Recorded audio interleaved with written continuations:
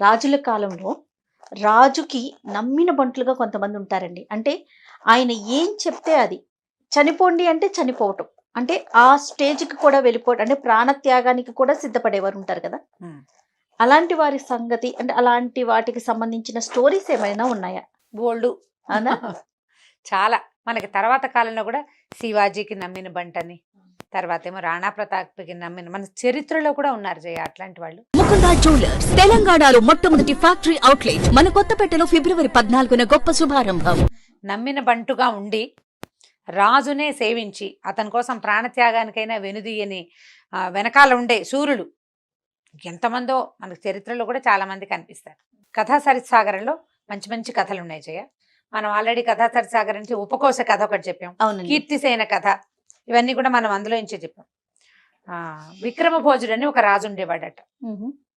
అయితే కొంతకాలం అతను రాజుగా ఉండగా వీరవరుడు అనే ఒక ఆయన బ్రాహ్మడట అతను.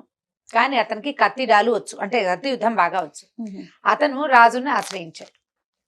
నేను ఎల్లవేళలా నిన్ను సేవిస్తాను రాజా, రోజుకి 500 నాణేలు నాకు ఉద్యోగ భృతిగా కావాలి హుహు. అని అడిగాడు. హ్మ్. అడిగేసరికల్లా సరే రాజు ఇతను పెద్ద సమున్నతాకారుడట, వీరవరుడు, పెద్ద పర్సనాలిటీ, బాగా బలశాలిగా వినయవంతుడుగా కనపడుతున్నాడు. నీకు బలశాలి వినయవంతుడు 2 పాయింట్లు మీట్ అవ్వవు. హ్మ్. బలశాలి అనగానే వాడు పెద్ద బలశాలిగా ఉన్న వ్యక్తికి నేను ఎవరినైనా జయించగలనని ఒక ఫేస్ లో ఒక యాటిట్యూడ్ కనపడుతుంది. అవును. ఇతడు వినయశీలిగా కనపడతాడు. హ్మ్. దాంతో ఈయన ఉంచుకున్నాడు, తన దగ్గర అట్ట పెట్టుకున్నాడు. రోజుకి 500. ఈ 500ని ఇతను ఏం చేస్తున్నాడో చూద్దాం అనుకున్నారు అని అనుకున్నాడు రాజు. కొంతమంది సైనికులు ఇతని డబ్బులు ఎట్లా ఖర్చు పెడుతున్నాడో చూడమన్నాడట. ఇతనికి భార్య ఉంది. భార్య పేరు ధర్మవతి. హుహు. ఇతను వీరవరుడు, ఆమె ధర్మవతి. ఓ బావుంది. కూతురు, ఓ కొడుకు ఉన్నారు. వీరవతి అనే కూతురు, సత్వవరుడు అనే కొడుకు. ఆహా! వీరవతి అనే కూతురు, సత్వవరుడు అనే కుమారుడు ఉన్నారు. చిన్నపిల్లలే. ఓ 10 ఏళ్ల పిల్లవాడు, 10-12 ఏళ్ల పిల్లాడు, ఒక 7-8 ఏళ్ల బాలిక చిన్నపిల్ల ఉన్నారు. అయితే ఈ వీరవరుడిని అనుసరించారు సైనికులు. ఏం చేస్తున్నాడు అంటే, అతను ఏం చేశాడట, వెళ్తూ ఇంటికి వెళ్ళంగానే ఒక 100 నాణేలు ఎత్తి భార్యకి ఖర్చులకి ఇచ్చాడు ఇంట్లో. ఒక 100 నాణేలతోటి వస్త్రాధికాలు, ఇంట్లోకి అవసరమైన సామాన్లు కొన్నాడట. ఓ 100 నాణేలతోటి దేవాలయాల్లో అర్చనలు చేసుకున్నాడు. 200 నాణేలని రాజు పేరుతో దానం చేశాడు. హ్మ్. అది చూసి ఇదేదో చాలా విశేషమైన క్రియగా ఉంది, ఇతను చాలా గొప్పవాడని భావించి రాజు ఇతన్ని తన దగ్గర అట్టు పెట్టుకున్నాడు. అయితే ఎప్పుడు చూసినా అతను ఈ రాజుగారి అంతఃపురం బయట, అంటే అతని రాజుగారి ఆస్థానం బయటే నిలబడి ఉండేవాడు. పెద్ద విగ్రహంలాగా ఉండేవాడు, కత్తిపుచ్చుకునేవాడు. సాయంకాలం వెళ్ళి భోజనం చేసి వచ్చేవాడు. అతను భోజనం చేసే వేళల్లో వేరే వాళ్ళు ఇక్కడ కాపలా ఉండేవారు. రాత్రంతా ఇక్కడ ఉండేవాడు. హ్మ్. తెల్లవారుజామున మళ్ళీ డ్యూటీ దిగి ఇంటికి వెళ్ళేవాడు డబ్బులు పుచ్చుకుని. భోజనాధికం ముగించుకుని కొంచెంసేపు నిద్రపోయి స్నానం సంధ్య తెముల్చుకుని భోజనం ముగించుకుని మళ్ళీ 10-11 గంటలకు మళ్ళీ రాజుగారి సేవకు వచ్చేసేవాడు. చాలా కాలం గడిచిందట. ఒకనాటి రాత్రి ఏమైందట, బ్రహ్మాండంగా వాన పడిందట. మేఘాలు ఉరిమేస్తున్నాయి, అసలు మామూలుగా లేదు, గర్జనలతోటి భయంకరమైన ప్రచండమైన వాన పడింది.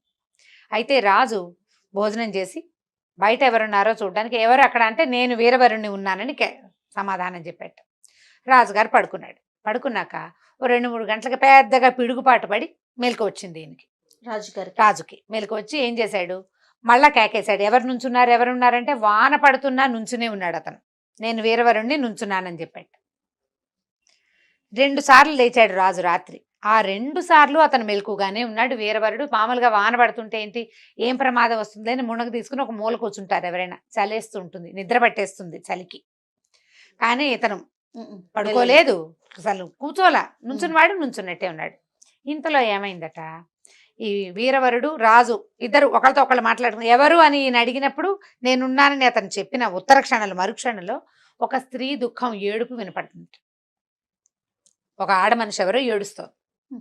ఏడుస్తుంటే ఇతను అన్నాడు, వీరవరా ఎవరో ఏడుస్తున్నారు చూసిరమ్మన్నాడు. ఎవరినైనా చూడమన్నాడు. ముందు ఇక్కడ ఎవరు లేరు ప్రభు, వాన కదా, నేనే వెళ్ళి చూస్తానని కత్తిపుచ్చుకుని వీరవరుడు బయలుదేరాడు. ఈ రాజు వానలో ఇంతసేపు తడిపొడిగా తడుస్తూ కూడా వీడు నుంచున్నాడు, ఇప్పుడు అలా వెళ్ళిన వాడు ఇంటికి వెళ్ళి పడుకుంటాడేమో చూద్దామనుకున్నాడు. తను కూడా దిగాడు. వీరవరుడికి కనపడకుండా అతని వెనక నుంచే ఈ విక్రమభోజుడు గారు నడిచి వెళ్తున్నాడు. ముందుకు వెళ్తే ఒక చెరువు దగ్గర ఒక అత్యద్భుతమైన సౌందర్య రాశి అని ఒక స్త్రీమూర్తి కూర్చుంది. ఆవిడ ఏడుస్తోంది. ఈయన దగ్గరికి వెళ్ళాడు. ఆవిడ బోళ్ళంత అలంకారం, త్రిశూలం కూడా ఉంది ఆవిడ పక్కన, చాలా అలంకరించుకుని ఉంది. ఏమమ్మా ఏంటమ్మా ఇంత సర్వాలంకార శోభితగా ఉన్నావు, ఎందుకు ఏడుస్తున్నావు అని అడిగితే, అయ్యా నన్ను భూదేవిగా తెలుసుకో, నేను భూదేవిని. ఇప్పుడు నా భర్త విక్రమభోజుడు, ఇప్పుడు ఈ సామ్రాజ్య లక్ష్మికి ఆయనే కదా రాజు. ఎవరైతే రాజో వాడే భూభర్త, భూమికి భర్త ఆ ప్రాంతానికి.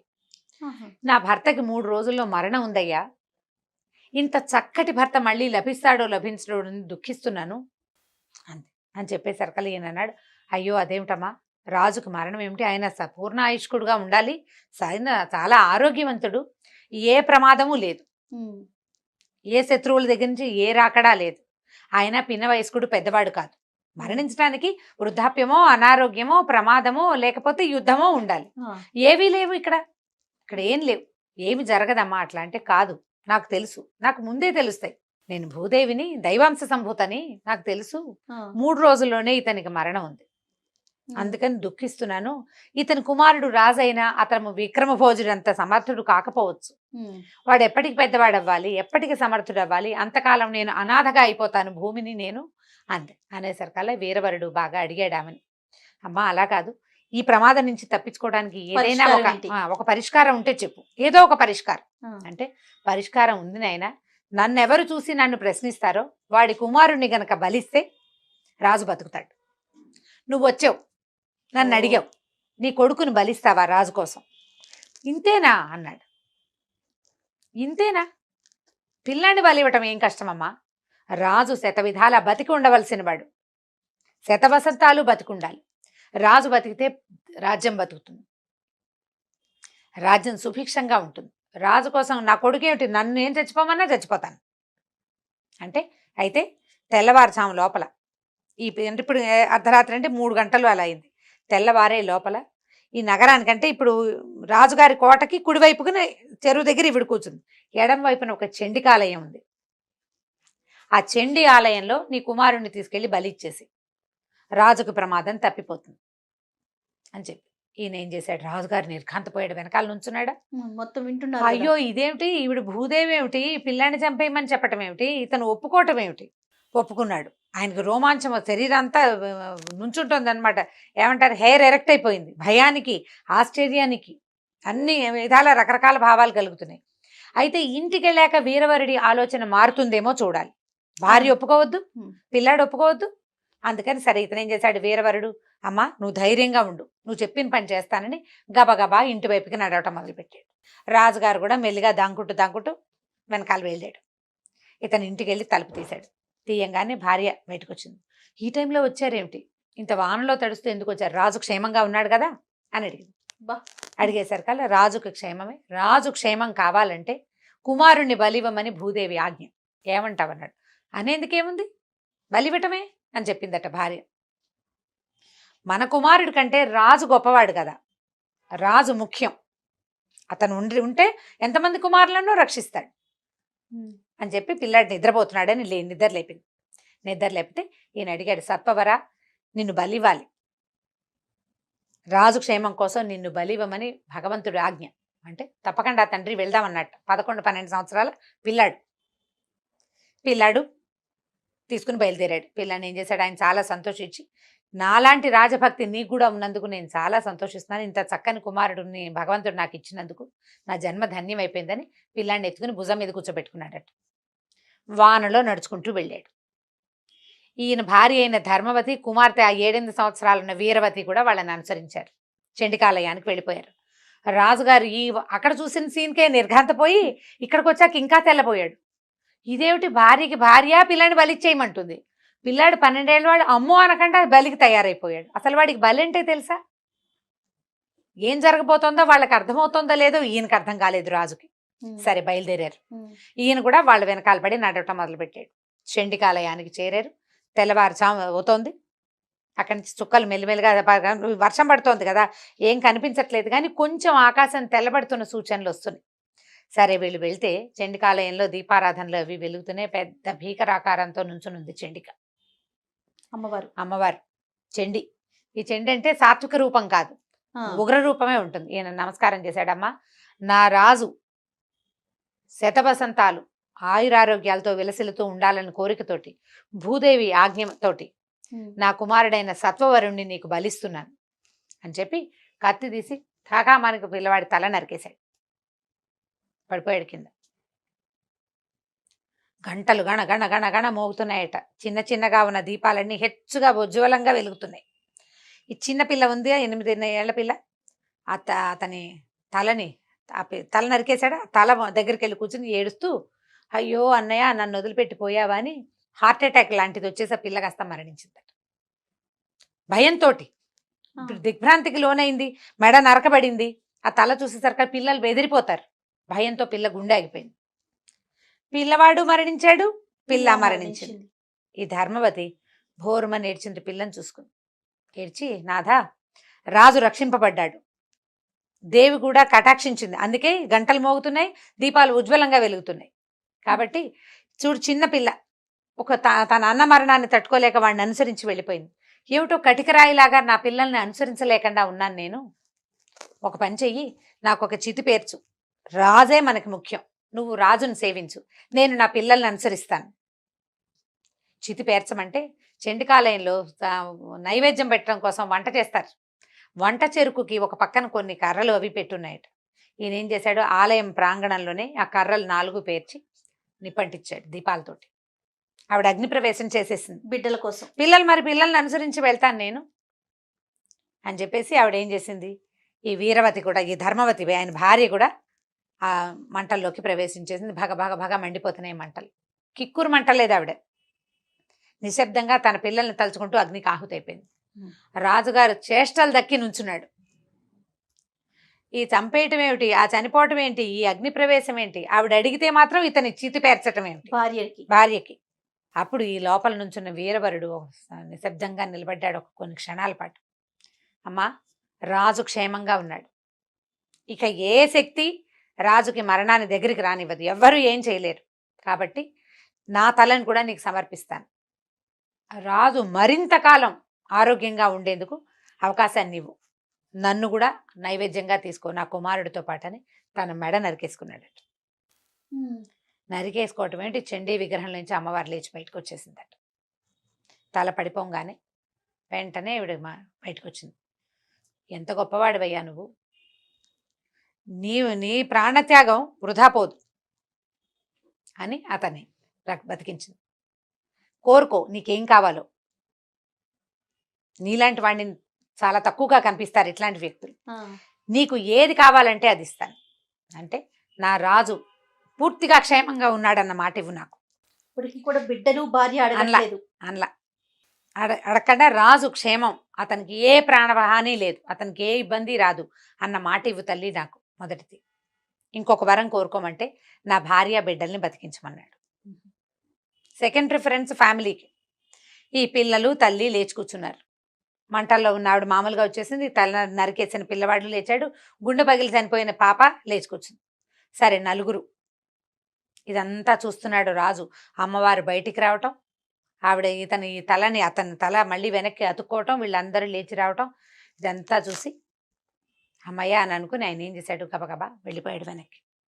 ఈయన భార్యని పిల్లల్ని ఇంటి దగ్గర దింపి మళ్ళీ వచ్చేసాడు అంతఃపురం దగ్గరికి.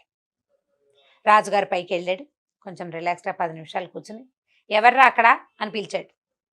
నేను వీరవరుణ్ణి, ఇక్కడే ఉన్నాను ప్రభు అని గొంతు వినిపించింది. అతను వెళ్ళిపోలా, ఇంటికి వెళ్ళి రిలాక్స్ అవ్వాల, వాళ్ళని ఇంట్లో దింపి మళ్ళీ వచ్చి నుంచున్నాడు ఇక్కడ. మర్నాడు పొద్దున సభాముఖంగా నిన్న రాత్రి ఏం జరిగిందో, తెల్లవారుజామున రాత్రి ఏం జరిగింది, తెల్లవారుజామున ఏం జరిగింది మొత్తం వీరవరుడు స్వయంగా వింటుండగానే రాజుగారు చెప్పాడట సభాసదులకి. నేనింత ధన్యుడిగా ఉన్నాను అంటే, నేనింత అత్యద్భుతమైన రాజుగా ఉన్నాను అంటే ఇలాంటి వాళ్ళు సేవించడం వల్ల. ఇటువంటి సేవకుడికి రాజుగా ఉండటమే నా తాలూకు అదృష్టంగా భావిస్తున్నానని సభాముఖంగా పెద్ద ఘోషణ చేసి, ఈ సత్వవరుడి పిల్లవాడు ఎవరైతే బలికి సిద్ధమయ్యాడో అతన్ని ఒక పెద్ద మండలానికి రాజును చేశాడట. చేసి తండ్రిని అతన్ని చూసుకుంటూ అతని దగ్గరే ఉండమని ఈ వీరవరుణ్ణి కూడా ఆ మండలానికి పంపించేశాడు. ఆ తర్వాత ఇలాంటి వాళ్ళు చాలా మంది వచ్చారంటే రాజుని ఇంత విపరీతంగా సేవించడం అనే గుణాన్ని పెంపొందించాడు ఈ వీరవరుడు. మన పురాణ గాథల్లో, తర్వాత జానపద గాథల్లో, మన చరిత్రలో కూడా ఈ రాజుని ఇతోధికంగా సేవించిన వాళ్ళు ఎంతమందో కనపడతారు. ఇప్పుడు బాగా ఫేమస్ అయిన బాహుబలిలో కూడా మనం కట్టప్పని అట్లాంటి క్యారెక్టర్ గానే చూస్తాం. అవునండి. ఈ కట్టప్ప క్యారెక్టర్ కొత్తగా సృష్టించబడింది కాదు. ఇంత అచంచలమైన భక్తితోటి రాజుని సేవించే వాళ్ళు మనకి ముందు తరాల్లో చాలా మంది ఉన్నారు. పురాణ గాథల్లోనూ ఉన్నారు, తర్వాత రాజుల కథల్లో కల్హణ రాజతరంగిణిలో కూడా ఎంతమందో ఇలాంటి వాళ్ళు కనిపిస్తారు. వీళ్ళు వెంబడి ఇంకొక 2-3 కథలు చెప్పుకుందాం. ఇది వినడానికి విచిత్రంగా విపరీతంగా అనిపించినప్పటికీ ఇంత ఎగ్జాజరేషన్ లేకపోయినా ఎంతో కొంత ఎగ్జాజరేషన్తో ఖచ్చితంగా జరిగినాయి. మనం ఇప్పుడు ఝాన్సీ లక్ష్మీబాయి గురించి చెప్పుకుంటాం. తాంతియా తోపే అతను విపరీతంగా సేవించాడు. అసలు ఝాన్సీ కోసమే ప్రాణాలు వదిలిపెట్టారు. మనం రాజ్యం కోసం ప్రాణాలు వదిలిపెట్టిన వాళ్ళని చూసాం. రాజు కోసం ప్రాణాలు వదిలిపెట్టిన వాళ్ళని కూడా చరిత్ర చూసింది. చాలా ప్రత్యేకమైన సంగతులే మనం చెప్పుకుంటుంటే వ్యక్తుల పేర్లు కూడా మనం హిస్టరీ నుంచి తీసుకుని చెప్పగలుగుతాం. చెప్దాం కొన్ని కథలు ఇట్లాంటి. అట్లానే నమ్మగలం. అంటే కొంచెం ఇంట్రెస్టింగ్ అనిపిస్తుంది. పిల్లలకి కూడా ఒక ఆలోచన క్రియేట్ చేస్తుంది. అంటే మనం నమ్మకంగా ఉంటే ఈ విధంగా చేయాలి. అదే మనల్ని నమ్మిన వారికి మనం అంటే దేశానికి ఉపయోగపడే వారికి. అదే ఇప్పుడు అంతే కదా దేశానికి రమ్మగారు? దేశం మీద ప్రీతి. ఆ, మనం ఒక సంస్థలో పనిచేస్తుంటే దాని పట్ల లాయల్ గా ఉండటం, yes. సంస్థ పట్ల లాయల్ గా ఉండాలి కదా. ఆ విధానాన్ని అది మన భారతీయ పరిధి వరకు. మన పరిధి వరకు భారతీయ విధానంలోనే ఉంది. అది రాజుని మితోధికంగా సేవించడం అనేది మన దగ్గర ఉన్నది పాత పద్ధతి. దాన్ని మనం ముందుకు సాగదీయాలంటే మనం చెప్తూ ఉండాలి కదా, ముందుకు ఖచ్చితంగా. సాగించాలంటే. చాలా బాగుంది రమ్మగారు.